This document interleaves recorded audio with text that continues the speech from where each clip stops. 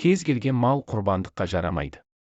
Құрбандыққа қой, ешкі, сиыр, түйе малының еркектері де, ұрғашылары да жарамды.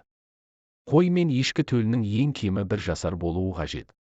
Дегенмен, 6 айлық қозы 1 жасар қой секілді ірі қоңды болса құрбандыққа жарамды. Ал ешкінің міндетті түрде 1 жасқа толған болуы қажет. Сиыр 2 жасқа, түйе 5 жасқа толғанда құрбандыққа шалуға болады. Сондай-ақ, құрбандық малының дені сау, етті және дене мүшелері түгел болуы керек. Оның бойында құрбандық ретінде шалуға кедергі келтіретін кемшіліктер болмауы қажет.